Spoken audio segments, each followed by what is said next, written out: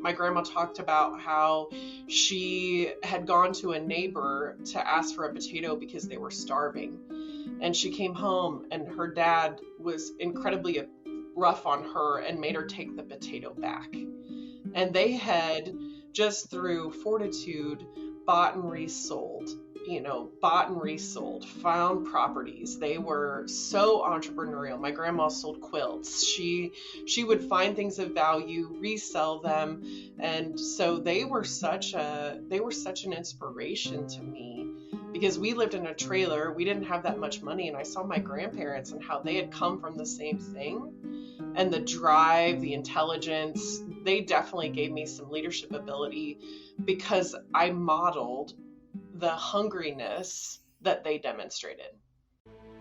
In a corporate world where all employees have great leaders with no egos that create fun cultures where people can do their best work, the employees and companies thrive while doing great things for the customers, themselves, and each other. Well, we know that rarely happens. I'm Jeff Palacio. I have been a leader for over 40 years for every t-shirt size company, from small 16 employees to extra large over 1 million. Please join me while I interview outstanding leaders that will share stories of great leadership and not so great. It will help you become a better leader while poking fun at all the crazy shit that happens in corporate America. Hi, I'm Joe Deshawn, and welcome to the Corporate Couch with Jeff Palacio. Today's episode is brought to you by Palacio and Partners, providing turnkey podcast creation, hosting, production, promotion, and related creative resources for you and your business. Today, Jeff is interviewing Lindsay Howerton. Lindsay is a performance coach, fractional COO, and property investor with a track record of helping more than 70 organizations across more than 35 industries clarify operations, scale sustainability, and build resilient teams. She is the founder of a property investment company focused on revitalizing uninhabitable properties and increasing access to workforce housing, particularly in rural and underserved areas like Brookfield, Missouri. Through this work, she blends real estate strategy with social impact, transforming forgotten spaces into opportunity. Let's listen as Jeff talks to Lindsay. Lindsay, welcome to the Corporate Couch this morning. Thanks so much for having me. Oh, we're going to have fun. We're going to have fun today. I'm still reeling from our first meeting when we met about 3 weeks ago. You gave me a therapy session. One of the most memorable first meetings I ever had. We'll talk about it, but you have a 10 question.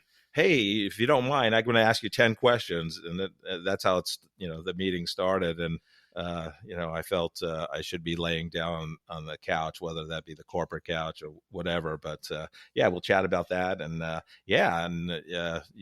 original Farm Aid, and you have such a great career and what you're doing now. And your Honey Hill property investment company, you're just doing so many great things. And I love your career journey and what you're doing now. But let's start with a fun question. Even people that know you fairly well, Lindsay, what would surprise them about you? I think some people know that I was from a farm, but they probably didn't know or don't know that I showed hogs. And not many people can say that. And you're going to go, what does that mean? Yeah, what does that mean? Yes. I was a 4-H FFA kid, Yeah. And we raised hogs. My dad gave me a pig when I was 10 years old, and I turned it into a business. That was my first entrepreneurial. And so we would go to county fairs, and I would load the truck, load the trailer, and there's competitions where you take your animals, and if you do well there, you can sell your animal for a lot of money, which is how I got very competitive. And some of that money helped me go through college, actually. I ended up with a 20 animal, 20 sow operation by the time I was in high school. Wow. So that's how I put myself through college. As part of that funding was because of that business. But not everybody can say they showed hogs. Yeah. I know you grew up in central Missouri, but where'd you grow up and what was fun for you growing up? Yeah, I grew up in St. Catherine, Missouri, which is close to Brookfield, Missouri, which is a town of 4,000. So fun was a little bit hard to find. You would sit in a field and watch the sunset, and you were so tired. I don't know that you wanted to go have fun, Right. but I have always been a fan of nature and did a lot of fishing, love the outdoors, and there was a plentiful supply of outdoors where I Yeah. was, so I appreciated that a ton. Yeah. I've interviewed a lot of uh, uh, adults that were raised on farms and or worked at early ages. You know, people would, they'd be in high school getting up at 4 a.m. But I think you have set the record. I think you said you get up at you used to get up at 2:30 a.m. to start work. Yeah, So talk about that yeah. experience and how old were you?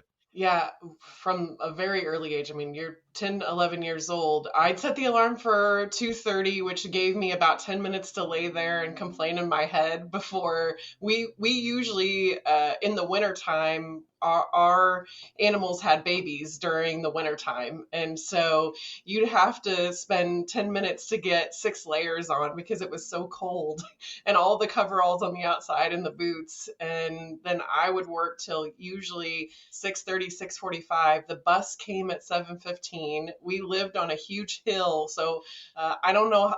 God bless the bus driver because I would be running down the hill to try to get on the bus because I knew if I missed the bus, I was dead meat with my parents. Right.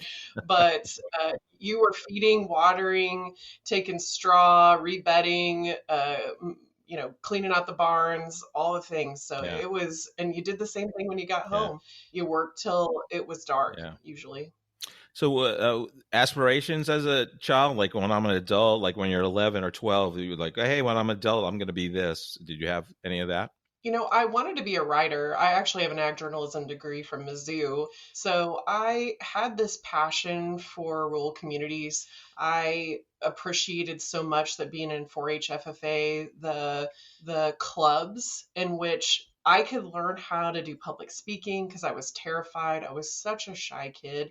Maybe that's a fun fact about me because I'm not looking shy now, but I was the kid that had my head down. I was intimidated by everything. And being involved in these competitive sort of activities, getting to be pushed out, which I dreaded, but having to talk in front of people, holding offices in these clubs, they were so critical to my success and how I learned leadership because there wasn't really a formal structure to get that. Those were critical to me, and just farmers, salt of the earth, get up early, work till it's dark, the backbone of America. So I had high aspirations to be able to write about the folks that I felt were sometimes unseen or not always appreciated, but our food system depends on them. Yeah, I spent about 2 years with Bayer Crop Science here in Kansas City, and yeah, I was, I learned, I think I was a farmer in a past life because I always woke up early. I woke up before my Yeah. my stepmom, and even at elementary, high school, junior high, and yeah, and I just I got such an appreciation for the ag industry and farmers in general. Yeah, and it was such a like a lot of people I work with went to Mizzou, had an ag marketing degree or ag journalism, and they were just passionate because their parents were farmers and their grandparents were farmers, and it just the passion for the what farmers do for the U.S. Was just overwhelming. Really, it was so great. Yeah. Yeah, and how hard it Yeah. is. You don't have unless you're living it. It can look like a hard life. Yeah. You don't understand what a hard life Right. is. Do you still wake up early today? I do. You do. Yeah. Yeah.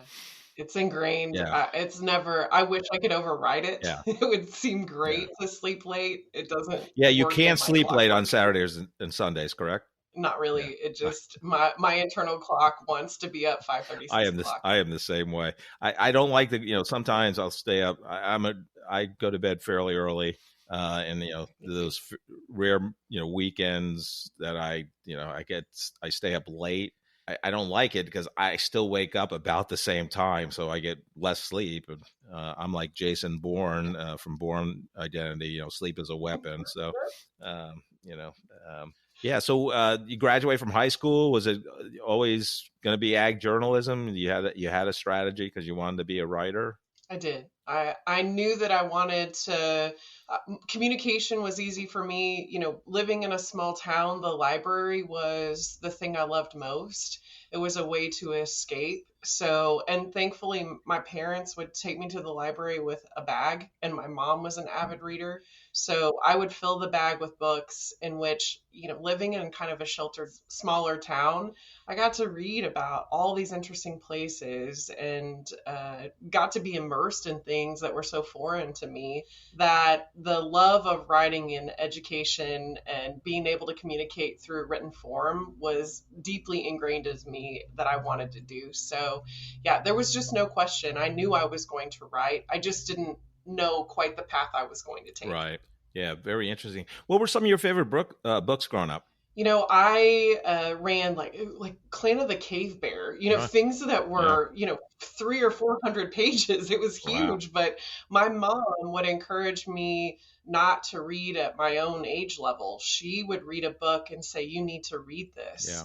And I would see her excited and immersed in something that I wanted to then know or understand. So, and my grandpa was Native American, so I was always interested in Native Americans. So I did a lot of Sacagawea and reading about history. But it was a plethora. I also read romance and Right. Right. geography, and I would just kind of randomly go through and pick a book. Yeah. No, I love that. I love that. So you graduate with this ag journalism degree from the University of Missouri. How'd you get your first job, and what was it? Yeah, I worked in college with the rural sociology department because they were talking a lot about how rural communities were being impacted as we were shifting away from an agrarian society. And so I had had a relationship with quite a bit of that department, in which I was introduced to Missouri Rural Crisis Center through my college days, but that's where I went to land first. They did a lot of political advocacy on behalf of family farmers. They were participating in a lot of political conversations to be able to impact positively for farmers the farm bill. They had a relationship with a lot of very large scale charity, sort of not for profit, things like Farm Aid, Willie Nelson. Willie was a good friend of the organization. So I was so green. I didn't understand how interesting my first job was. Right. It seemed fairly normal to me because I hadn't worked anywhere else, to have this incredible opportunity to get to meet famous people, and they would just call our Yeah. office. But it was in alignment with my heart, which was family farmers almost need protection. I think at that age, I felt like family farmers needed protection.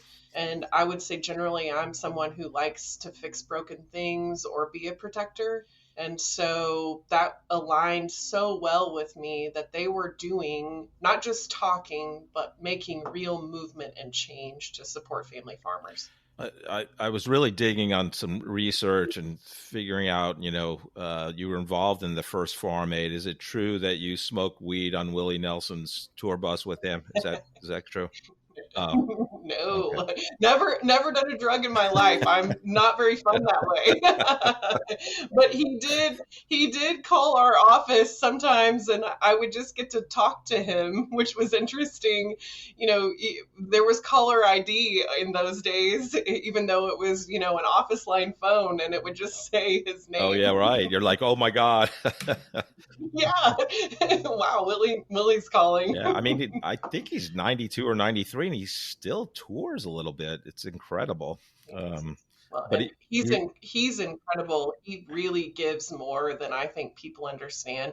He's been high profile in what he's contributed and helped yeah, with for family farmers, but he is such an advocate and has dedicated a lot of his life to supporting agriculture in a way that probably hasn't gotten as much publicity as it should. Yeah. So it looked like you spun out of that job and worked for Patchwork Family Farms, and you had titles are, mean something sometimes, Yeah. they don't, but you were president and you did some phenomenal things at a very young age, basically right out of college, where you're, managing this meat processing plant with a wholesale food distribution and did that for 4 years. So talk about that experience and how'd you get that job? That was the economic development project of Missouri Rural Crisis Center. So they were married together, but that was in a 501c3. That was the for-profit wing. So I obviously raised hogs and understood agriculture. And this, again, was the perfect marriage because they had a project that supported Missouri family farmers. So it was an incredible thing for me. I didn't know meat packing. I knew every part, every cut.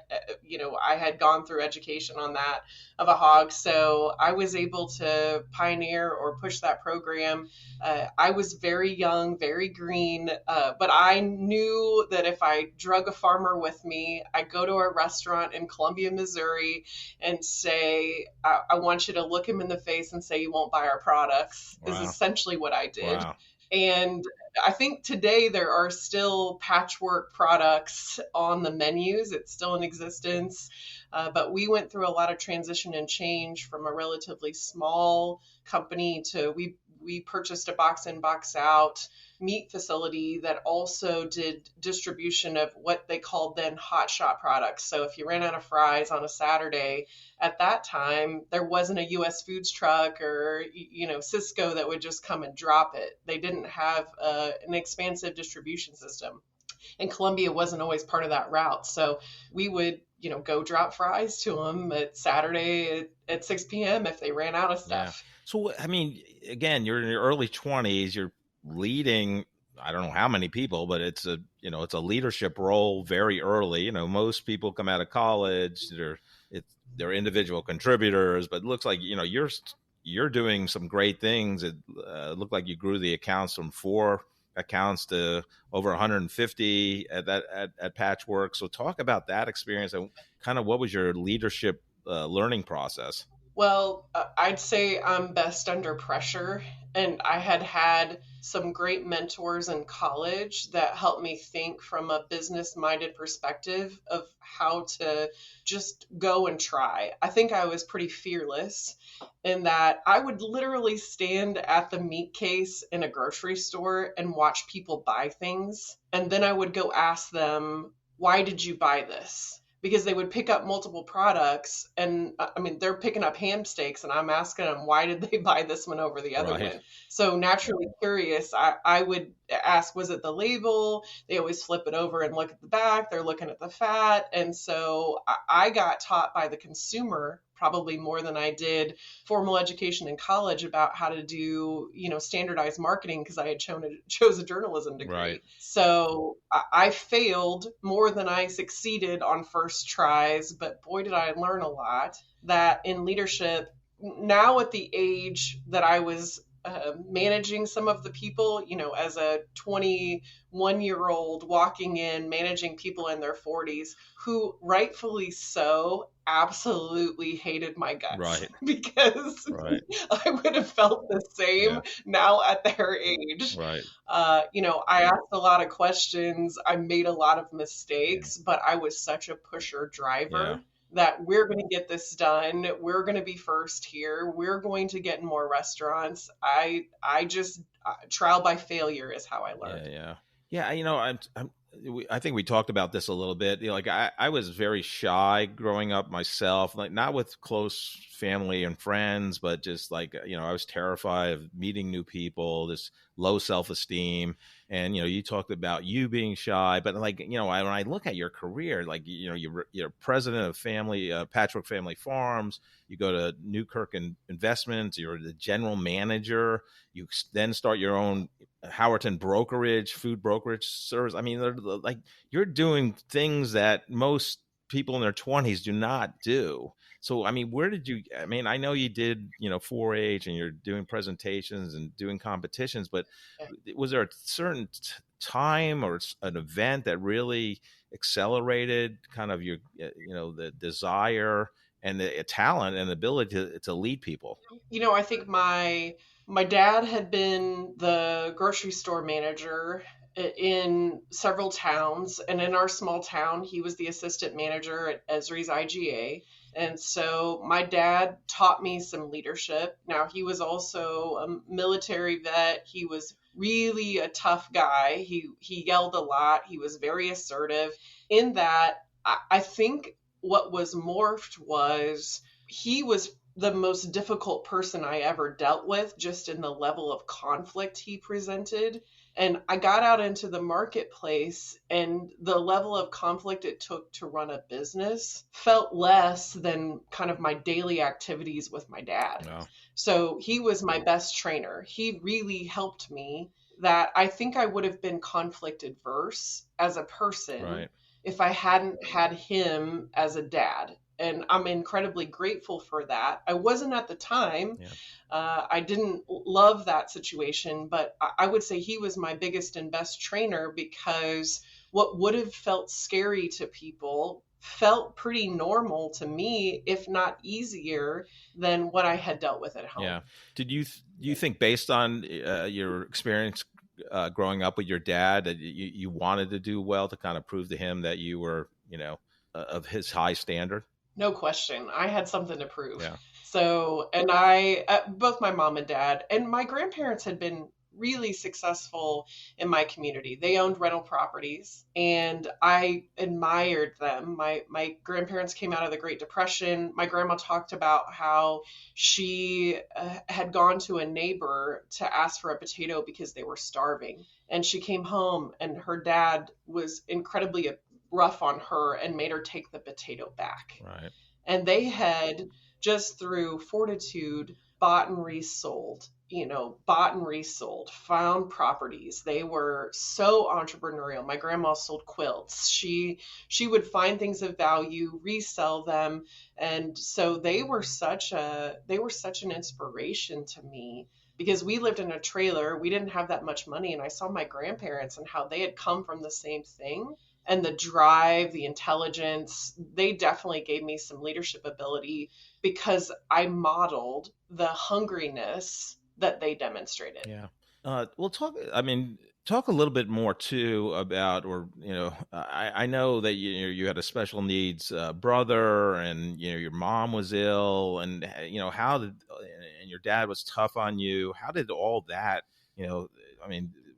obviously, I'm sure it was traumatic, but how did all those experiences mold you also? Well, I think when special needs brother, who my parents are gone now, so I petitioned and have guardianship of him. He lives he still was taken away by the state. He's still a ward of the state. But when you have that in your home, the level of caretaking, again, protector, the thing where the patience it takes, the love it takes to care for a disabled child, and it can look almost romantic from the outside. It is really a disruption, stressful, and at times it's hard to get through the day on the inside, because my brother couldn't communicate. He would bite his hands, he would cry, and he couldn't tell you what was wrong. And clearly something was hurting or he was upset, but he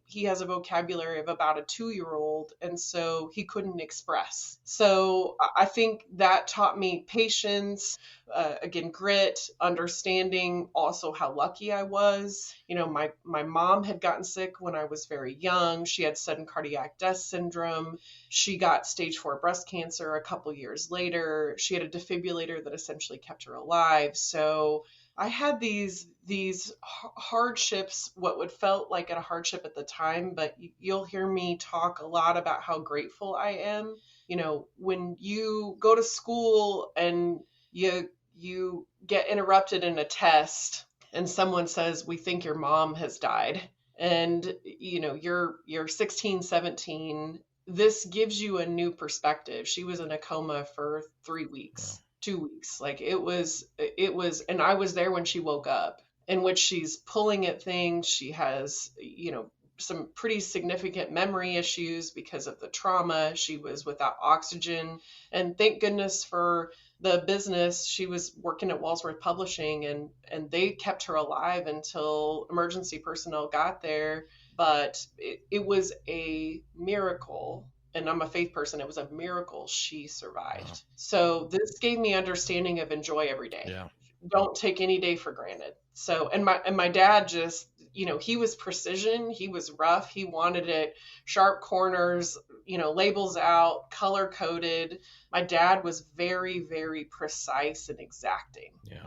And very assertive. So I got you don't just have to do something, you do it to perfection, because if you don't, I'm probably going to get in trouble. Yeah. So I learned how to do it really, really well fast. So I think I'm lucky. These things were something that I was lucky to have. Yeah. Yeah, I mean, yeah, definitely. We're all our childhood is, it molds us, and as well as you have to deal with some shit to get rid of your childhood too. Yeah. Yeah. Was when you started your own brokerage, Howerton Brokerage, food brokerage in 2005, was that your first kind of out on your own experience? And what made you open that and move out of I think you were at Newkirk Investments? Yeah, I had in high school kind of my own business, but I hadn't formally done an LLC or anything that felt incorporated. When I got an opportunity to rep some products that were family farmer products, you'll notice that food was the common denominator in all of these. So with the brokerage business, I could take small companies that wanted representation, and I could I mostly specialized in Hy-Vee stores. At the time, there were a little over 200 stores in a pretty large territory, a multi-state territory. So I just decided I could collect these people that needed representation, but they weren't big enough that they could have a rep that would go face up, talk to the manager, promote. And this was in alignment with my promote family farmers, help local food, people that were hardworking, that didn't have the resources. So I'd leave Sunday night, I'd come back Tuesday or Wednesday, and I would typically hit 35 stores in that period of time, going to Iowa, Nebraska, Kansas, Missouri, sometimes South Dakota. So I would plot my spots and I would go, and it was kind of a Superman sort of funny thing. I would wear multiple shirts. So funny story, I would go talk to the meat company and I'd have a Heritage Acres or a Beeler's Natural Pork shirt on. And then I would literally peel it off and I had another shirt, which would be like Harvest Lark bars. Oh, wow. I would have multiple shirts on, and sometimes I would accidentally bump into the meat department guy while I was still in the store with the natural foods guy, and they would go like, "Hey, that's a different shirt than you were just wearing." I'm like, "Yep." I would flip it off in the aisle to have the shirt underneath it so that I look like I rep them. That's funny. Well, they never forgot you based on that too, right? They didn't. I was amusing.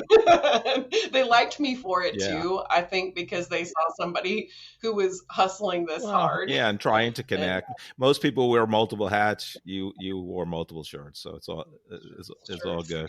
All good. So talk about how you Original Juan Specialty Foods was kind of a success story in Kansas City, and then not a success story. But talk about how you decided to kind of break out of your own Howerton food brokerage and go to Original Juan. Yeah, I was repping some of their products. So I had worked with Newgrass Bison, which was Jeff Adair, who was good friends with Joe Polo, who owned Original Juan Specialty Foods. And Joe had hired me to rep for sauces. So Original Juan at the time made a tremendous amount of very interesting sauces, but if you've ever eaten a barbecue sauce in Kansas City, you've eaten some of the work of the high profile barbecue sauces. We also did high profile hot sauces that were the brand of Original One. So Da Bomb, Pain is Good. If you watch the hot sauce challenges, you're still going to see some of those products like number 7 or 8, Da Bomb. Yeah. So Joe was a real visionary. He had come from having Mexican restaurants, Clito Chili Traders, all these different things, and had established this food manufacturing facility in Kansas City that I don't know how many times I would tell people about Original One, and they're like, I had no idea you were here. Right. But we were on Southwest Boulevard. It's still there. It's called something else now. But I worked there because I told Joe that I was moving to Kansas City. My husband took a job in Kansas City. So this was our first move from Columbia, where we went to college together, to Kansas City. And I had a meeting with one of my clients at Original One, and Joe said, what are you doing these days? And I said, I'm moving to Kansas City. And he goes, great, that's your desk. I want you to work here. Wow. And I said, well, I'm not looking for a full-time thing. I'm not the marrying kind. Like, I don't really want to just go work for somebody else. And he negotiated with me to, okay, start here 2 days a week and come help with things. And 2 days turned into 4 days, which turned into a full-time job. And I owe him tremendously. He let me work every position within the facility other than finance. I always joke he didn't let me do the money, but I got to do procurement, inventory control. I ran the production floor. There's a series of titles there, but I started in sales because that's what I had known. I was someone who, if you see my career, everything was sales. And he started me in sales, but there was a guy that came in and did personality profiles on us and said, hey, she's pretty unhappy. She should probably be in operations. She's a super high detail, and you've got her in sales. And so Joe took that to heart and asked if I wanted to be in operations. And I sort of laughed and said, yeah, I've been asking for that for a while. So he let me go on the ops side to learn how the business worked. Yeah. And the stress. I got the full weight of the business on my shoulders. Which was unique because I think I thought it was mine. Everybody I ever worked for, I treated it and acted like it was mine because in my head there was really no difference. Right. And so he gave me the best business school education. I have an MBA from Original One. There you go. Because we doubled in size. At the time, we ended up with about 3 production lines by the time I left, with, let's say, an average of between 800 and 1,200 bottles an hour running down each one of those lines. There were times where we ran 24 hours a day because of how high a volume of products we had. Everything is 200 degrees or higher most of the time. So, and we didn't have a capper for everything that we did. So imagine, I kind of joke about the Lucille Ball, where you see the famous clip on the chocolates and the things that was me on the line. You're supposed to hand cap these and there are hundreds of bottles coming down the line. And if you don't do it fast enough, they start to back up and then they start to fall off the line. Geez. You have to have it clean. You have to make sure the label's straight. You have to make sure you wipe it down. You put it in the bottle or in the box. You have to invert the box. There are about 9 things that have to happen in a split second.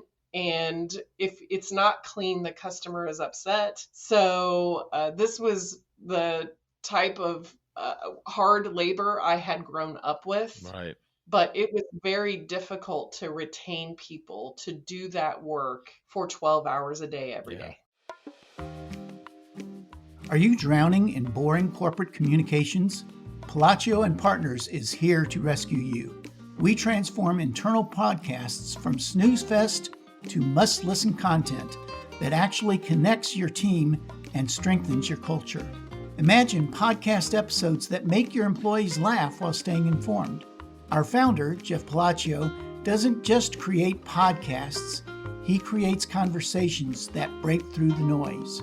Whether you're a growing startup or a massive corporation, we turn your company's story into audio gold. Leadership becomes human.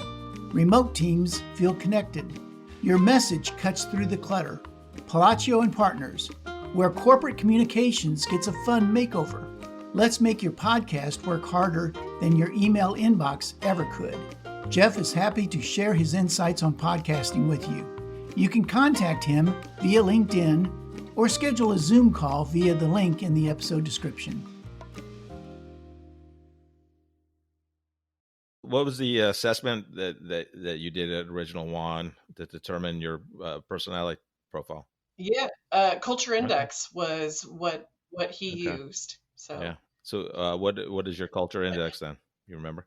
A technical expert. Yeah, okay. And the unique thing about it was I didn't realize that people fit inside boxes. I didn't know, I think there's 19 profile types. I didn't know that there were specified or typified profiles and that we all fell into one of them. So this was my first taste of something higher level in leadership. And what my assessment showed was that I am 1% of the population on detail, which explains a lot because, when I walked out onto the production floor, sometimes you would see them, almost cry because I am coming out because I'm like, everything is filthy. There's stuff everywhere. Right. But I see the flecks of food, right? I see the tiny flecks on the production line that most people's eyes can't see. And so what it did was level set. It was a gift for me because it level set my management ability. I thought you could see what I could see and that you were just, let's say, lazy and were choosing not to do it, not to clean it up. And when I could see that I'd never been exposed to the type of leadership to know that there were different personality profiles. And suddenly this whole new world opened up for me that I could understand, all right, you're built for social. You don't want to be deep in the weeds of the details. And when I'm asking you to line everything up to the way I was trained as a kid, labels out, perfect, right, go fast, and you're the exact opposite. I got a new key that I didn't possess in understanding. Now I can relate to you differently and my expectations can be set by what you are, which is a high detail was really good because I was incredibly hard on people before I understood that. I've been Colby Index, DISC, Myers-Briggs, Working Genius. They do help for sure. I'm so curious about, you were very successful in sales, and you said that, you did that, the first part of your career and you're great at it. How did being detailed help you? Because most salespeople are not detailed, making a generality, but it's true. No, you're right. Yeah. Well, and you and I are probably similar at this, that, I knew enough information or I calculated the details that I made good sales. And I could counter with detailed responses versus more social interaction responses. So I did have a really successful career because, I could know what it was going to cost. I knew exactly what my margins were. I knew where I could slide the profit a little bit here to get the volume and make more commissioned money later, because if I got my foot in the door, I could likely get them to buy 6 more things. And because I was detailed, I didn't necessarily care about the relationship. I would just keep pushing you. I remember going to Whole Foods to sell a barbecue sauce. And I'm telling her this is the best thing since sliced bread. You're never going to believe how good this is. And she takes the bottle. She walks me into her office. She says, let me tell you something. She's got, 50 bottles of barbecue sauce, probably more on her desk. She slides them. She puts her arm around the back. She slides them a little bit forward. And then she puts my bottle behind all of those. And she says, when I try all of these, I will try yours. And that was a great learning lesson. Most social people would melt. And instead, I grabbed my bottle, opened it up right there in front of her and said, let's skip that. That seems like a lot of work. Let's just taste it. Right. Love it. And so, and I'm like, hold out your hand. Because when you work in food manufacturing, this is your spoon right here. So you just pour a strip. I said, let me teach you how to have a spoon that you'll never have to get out of your bag. Yeah. Let me see your, and she actually Yeah. did it, which was interesting because I caught her so off Yeah. guard, and she bought the sauce. So I think I wasn't melted by the relationship. I would just keep pushing because I knew you should buy it. Yeah. And we got in and we had a really successful career in the Rocky Mountain region in Whole Foods. That is amazing. Amazing. What is your favorite barbecue sauce now that you're out of the industry? I still would not say. That's something Joe taught me. Don't ever No say favorites. we're all amazing. Yeah, no favorites. Different ways. And even though you're not in the industry anymore. Okay, there we go. Yep. Political answer. Yeah, there. so talk about your exit out of Original One, and you went into your own business, and I think I heard you say on another podcast, you went into fractional COO work before fractional was cool. But talk about why you exited out of a looked like a wonderful experience, and you were doing great things there.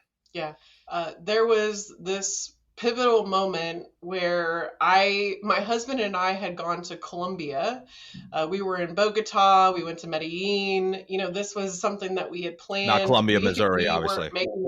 Not Columbia, Missouri. And also we had picked, it wasn't overly safe at that time still to go there. Cartagena, so all these different places. And this was a dream vacation. This was something that we had talked about, saved for years and years. And in that vacation, I spent half the time on the phone. Trying to answer questions from the plant, trying to navigate all the problems. And my husband and I came into a point where he's like, you got to make a decision. This is really tough. And I had gotten family pressure too. My daughter, who I'm trying to teach leadership to, my daughter's looking me in the face and calling me out about, you talk about boundaries, you talk about the things that are critical, the things that matter to you, but your work all the time. And I did. So for my own, I guess, benefit, that I was at a point where I was probably going to have to decide on my job or my family. And that was a me problem. The business was difficult, and it did require a lot of almost 24-hour sort of service, on-call service, because of how much we were running at the time. But it just became where I was almost, I'm going to say, codependent with the business. Some of my worth was tied into that, in that nobody had ever given me the opportunity to be the leader. And I didn't have boundaries. And I cared. Joe was like a dad to me. I cared so much what Joe thought, because he was the nicest dad, although still rough and still, very precise in exactly what he wanted, and exacting and a perfectionist in a lot of different ways. I wanted his approval. And so when it got to the point of, I'm going to have to pick between my husband, who I met in kindergarten and I've been with my whole life, and just sanity, I realized I needed to go do something else. And so I came back and put my notice in, and it was just a tough relationship with Joe. There were some points where I thought I wanted to be an owner or be part of that. And it just became clear that was potentially not going to happen. And so I think this was a gift. Again, you're going to hear all the hard things I will find as gifts, that I had no plan what I was going to do. I have no idea where I'm going or what my next thing is. I'm literally walking behind a lake at Heritage, and a guy who was a customer, Adam Hawley, who's well known in the community, calls me and goes, hey, can you help me with something? He had a mayo product, Macho Mayo, and he wanted me to do kind of an analysis, but he was looking with an investor about, should they make this a bigger opportunity, and he asked me to help him. And I asked him, did you know, or do you know that I'm not with Original One anymore? And he said, no, I had no idea. And from there, I became a consultant. I helped him, and it picked me. I don't know that I picked it, as word got out that I was not at Original One. People had seen the process improvement that I had implemented.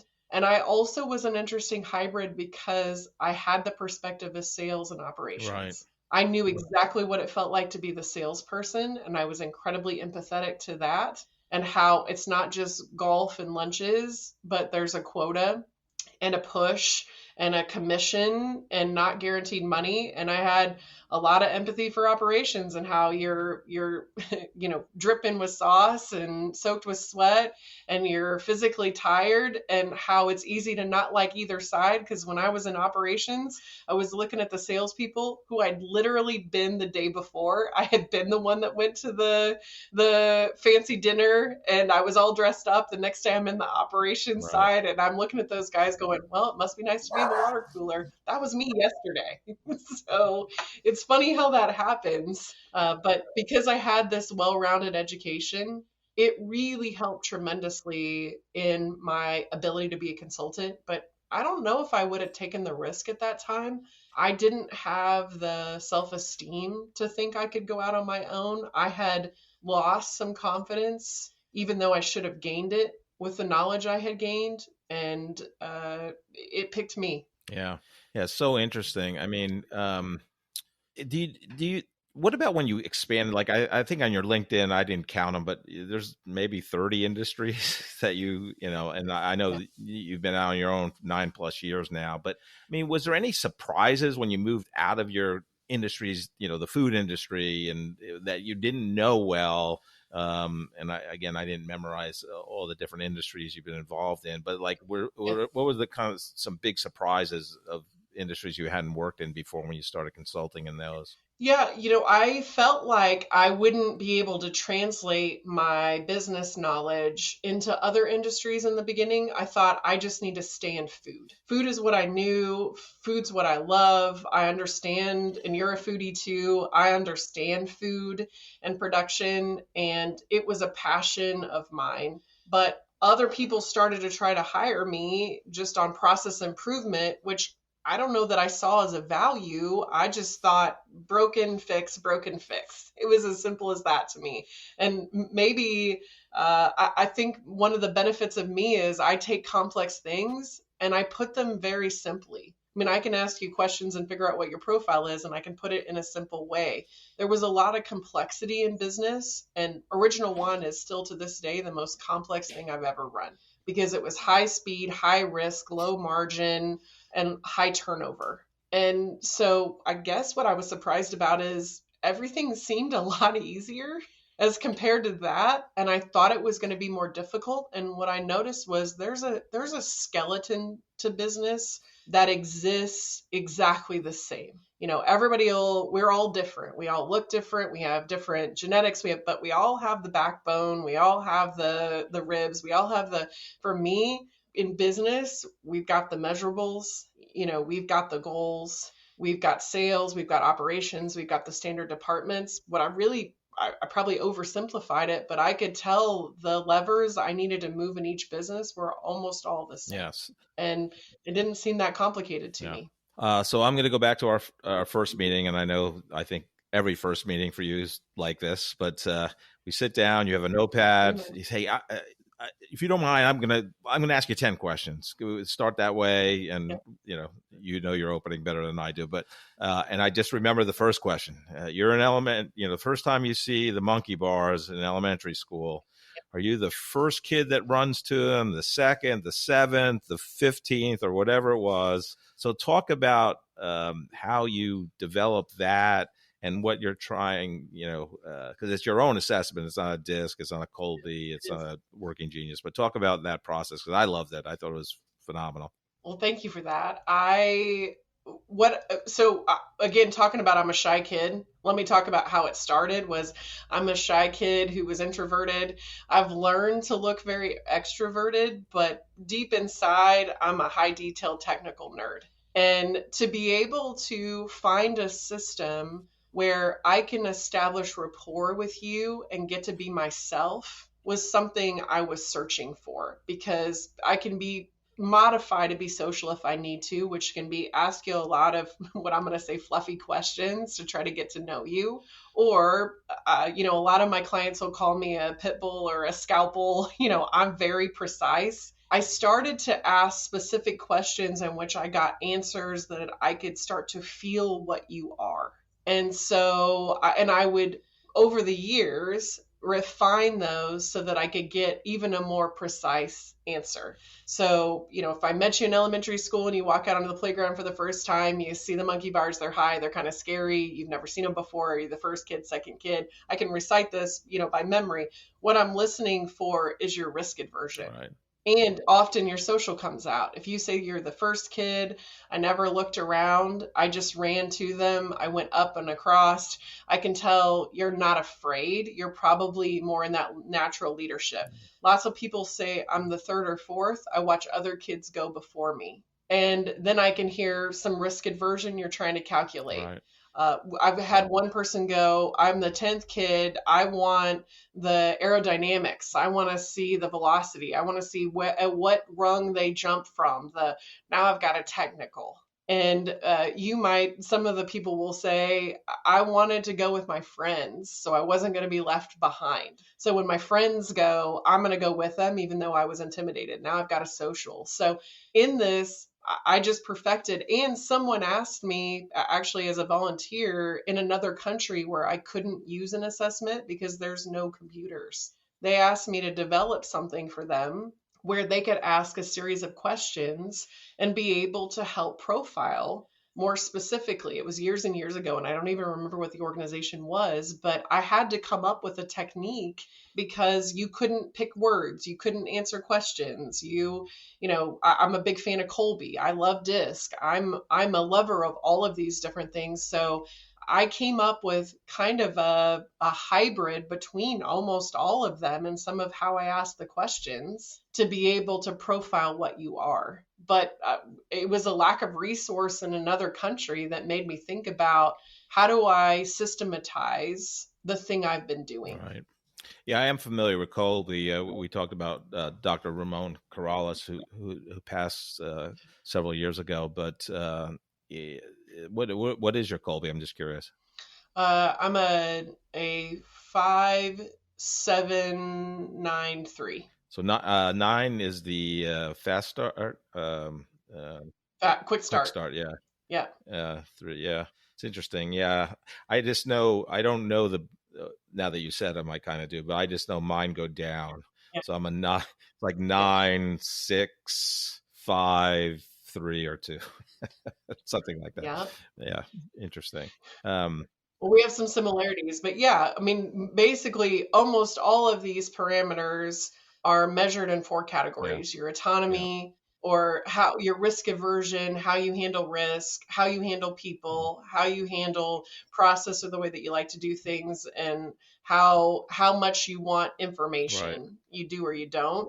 They're nearly all of them are pretty much built on the same pillars. Right. And Dr. Ramon was what I hadn't had coaches in my life. And Ramon was someone who was hired by Original One to be a coach and opened my eyes to how he did family therapy, how just providing some empathy, understanding, and asking the right questions could unlock a whole different level of relationship with people that was so soothing to me because I didn't have to pretend to get to the middle of you and understand who you were. He helped me understand that by these questions, it wouldn't be as exhausting to establish this strong rapport and link with someone. Yeah, he was definitely a gift to anyone he came in contact to, or if you were lucky to work with him, that was phenomenal. He's the one who exposed me to the Colby, did my Colby, and I was trying to get him at the company I worked with at the time, but they couldn't really see past. They were not willing to, wanting to do it, I guess. So I'll just leave it at that. We used Colby and it was incredible. Yeah. Talk about, I love how you get, brought into a consulting engagement, but you use your assessment first and they're like, well, why do we have to do this? Why don't we just dig right in? So talk about that process and why you think starting with that helps you help them. Yeah, I will admit this openly, although I don't tell everyone this. Once I have figured out their profile, then I generally my communication is very tailored to it. So I deal with a lot of visionaries. Visionaries are someone who is not risk adverse. They're pretty assertive. You know, they're typically have to be somewhat relational, and they are profit minded. If you talk about my visionaries, my people who want to be the leader, my pilots, profit and brand are the two keys in which I have to make sure that I have tailored language. If I'm proposing that we put new software in, that's a big expense that makes the people unhappy and it costs a lot, which impacts the profit. So what visionary wants to do this? But if I can explain, if we systematize this, we're no longer handcuffed by some of the tribal knowledge and the guy I can't get to share or train. So we will be more profitable and your people will have an easier time when it's more visible. There's more reports. We can not just use emotion to run people, but we can use actual facts and show them the goal and where they are or are not performing. And sometimes the people that are most quiet in organizations get celebrated the least. And this system is going to allow the people that you should be valuing the most to be seen and heard. Now I've spoken the language of the leader in a profit, people, brand standpoint that if I don't tailor the language, looks like I'm doing the exact opposite of what they want. Yeah. And so it enabled me, operations is people and process. And it enabled me to get process to actually work. I used to just bang and push and hit to get process to work. And when I learned the keys to people, everything came together so much faster. Yeah, I love that. I know about 4 years ago, you started this property investment company with your husband to kind of give back to where you grew up. But I love the story and what you're trying to do. My husband and I again met in kindergarten. We're from a small town in North Missouri. Did you start dating in kindergarten? Well, we rode the same school bus, so I know that we shared a seat sometimes. So when was the first time you held hands? Let's go there. When we were 17. I love it. And I would say, if he were here, he'd say I kept trying to run away. So we actually have our 30-year class reunion this weekend, and we're sort of required to go because we are both from the same class. Right. And I think we graduated with like 98 people, wow. So pretty small high school. But I inherited some houses. As I mentioned, my grandparents had been successful. They had owned rental properties. I worked in high school some for them where I could help turn a unit. So they own single family properties, and I learned how to paint, how to mud, how to clean, because a lot of times renters will clean up or will tear up stuff and require a lot of cleaning of the rental property. And so I inherited when my dad died, and my mom had died 8 years prior. So when my dad passed away, I inherited these houses, and I, honestly, and transparently, I saw them almost as a burden in the beginning. Like I don't have any family really left in Brookfield, and this was, now my husband's family is there, but that maybe this was a ticket away because I didn't have family there, and now I have property where it ties me to this town where the beginning of my life wasn't always easy. All the things that had happened that I'm now grateful for, and in that, I sat on it for a while. I sat on it for about a year without doing a whole lot other than just status quo. I managed them, but I didn't dig in. But then, through a lot of thinking, praying, trying to figure out what I wanted to do, it started to dawn on me that this was an opportunity to build back in my history a highlight for small towns and communities. As we have shifted away from farming, we are losing some of the community members, and it's an aging community because not everybody wants to live in a town where there's not a Costco, there's not a Sam's, there's not a movie, a big triplex, all these things where you can just have less things, but sometimes a richer life with more nature and all the stuff. We're losing some of that population. Not everybody wants to go back to this. And in that, there was no succession plan for these houses. And as I'm driving around, I'm seeing that we're starting to decay more in the housing. And my husband and I still have the napkin in my desk drawer here that I started to run some figures and write out, what if we started to buy houses? What if we doubled down, and we're able to show this as a model that still in alignment with the values and the goals of me. And, a side note, I'd say, I lost Joe Polo. He was someone that, he took his own life. And in that, it was a very hard thing for me. I came out of that with a personal purpose, which took me a little while to come up with, but I wanted to save 1 million lives or to impact positively 1 million lives so that I never look back and thought about the one I lost, because he was such a critical piece of my success. 8 years at Original One, in which he instilled more trust in me than anyone ever had in my entire life. And so this was also in alignment with, how do I impact more lives? How do I make a bigger difference than, you and I both know Joe Goldberg, like small ball. Yeah. I kind of make small ball the everyday things. Well, for me, small ball was, man, I'm helping one person at a time, which is why I do that assessment. And I asked you the questions, is because sometimes I can positively impact you in an hour. It's strategic in that. But these houses could be totally different. So we started buying, we started going fast, and I think we're at 56 properties today. Wow. Yeah, it's phenomenal. It's phenomenal. I ask every guest these two questions, and it's to help people, two different sets of people. One is that recent college graduate as they go out in their post-college or even high school career and get that first job and begin their professional career. What advice do you have for them, Lindsay?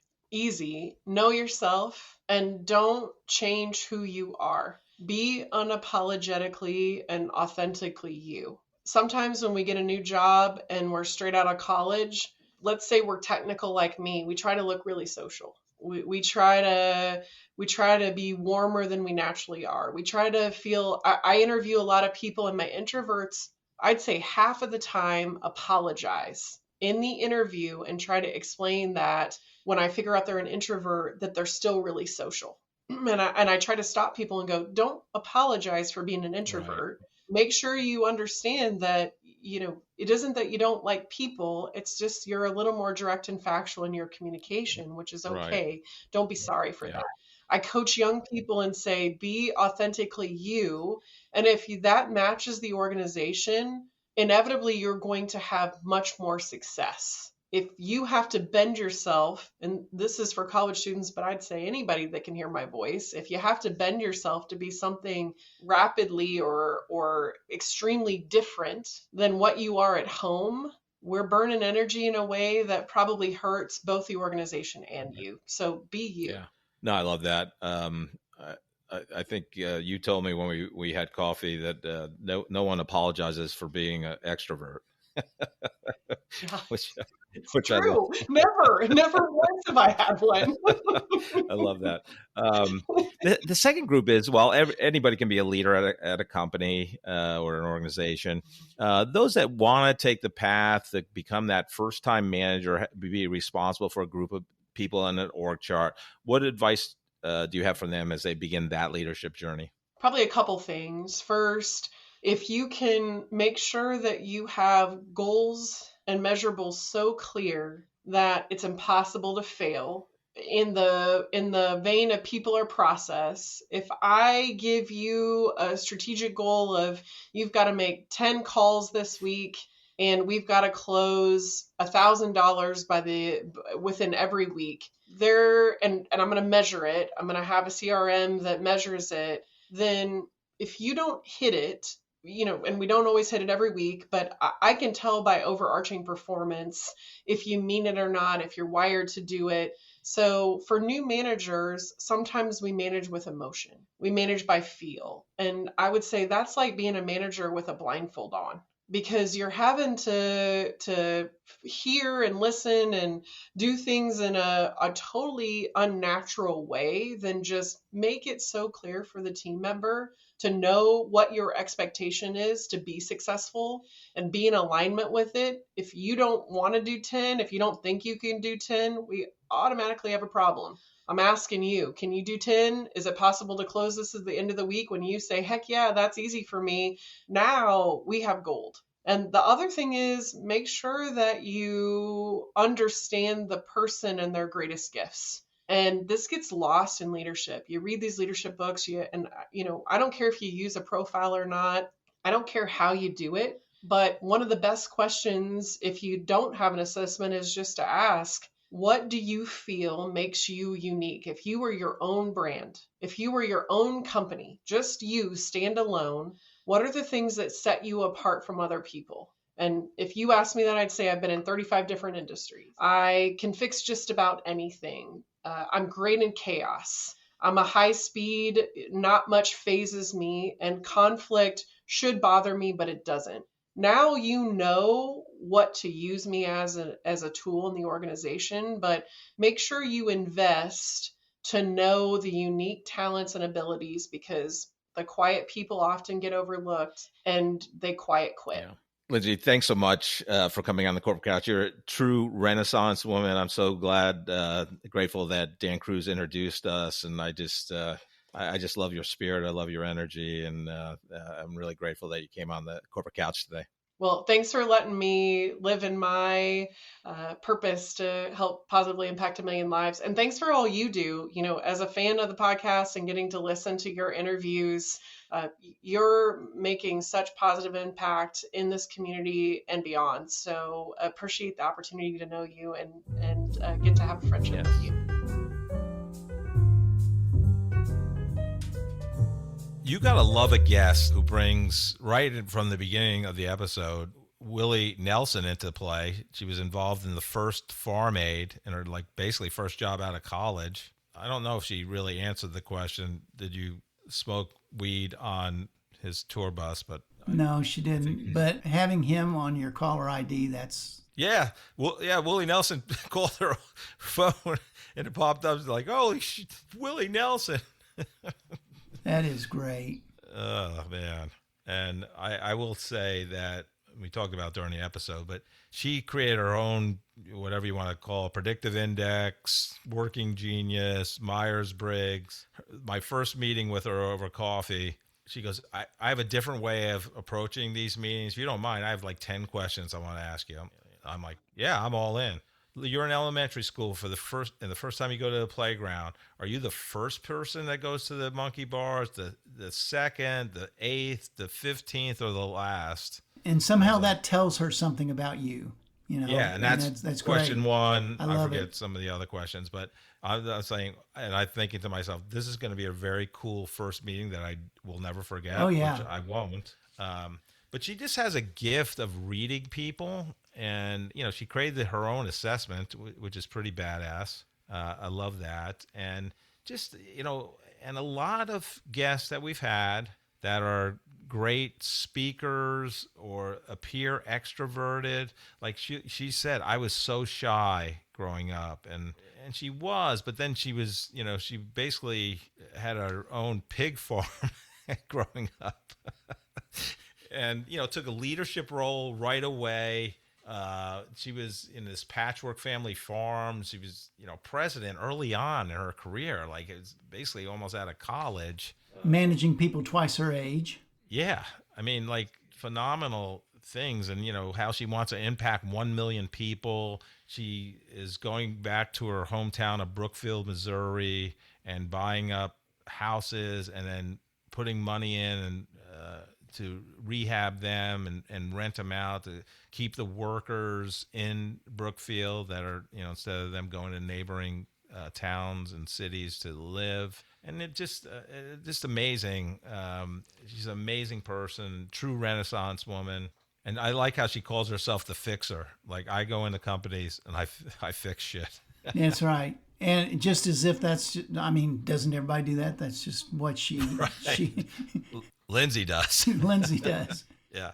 Joe, what did you get out of the episode? Well, she won my heart over right from the very beginning, being from St. Catherine, Missouri, and Brookfield, Missouri, because that is literally just 30 miles from where I grew up in Macon, Missouri. So I could identify bacon.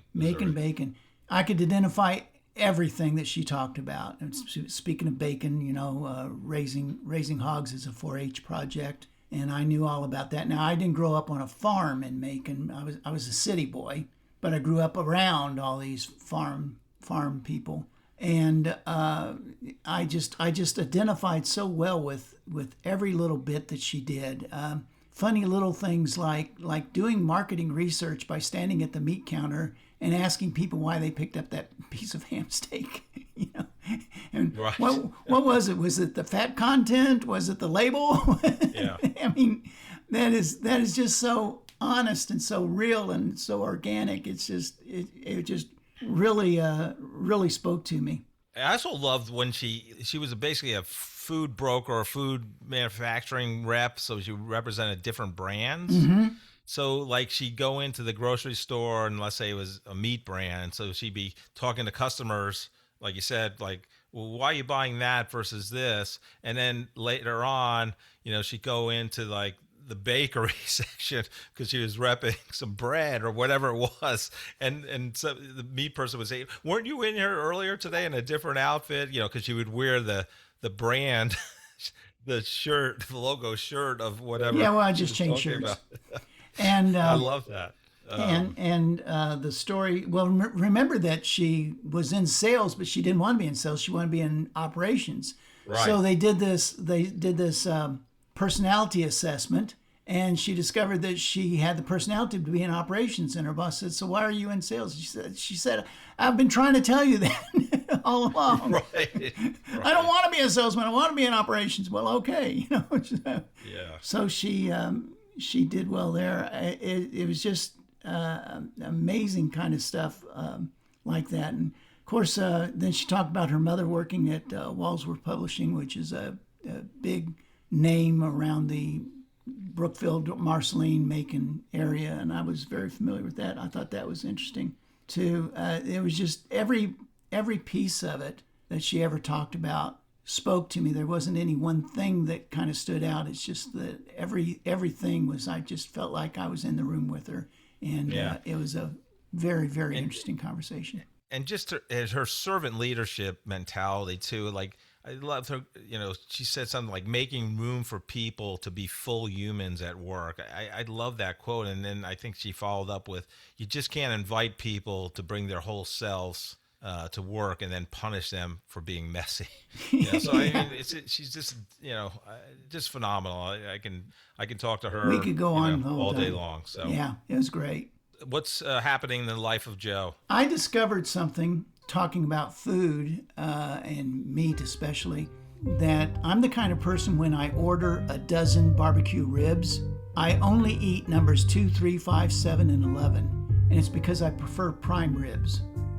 Thank you so much for listening to this episode of The Corporate Couch. If you enjoy the podcast, I would love for you to take 2 minutes out of your day to rate us 5 stars and write a review. Please join me next week to learn from another great leader sharing their professional journey and insights.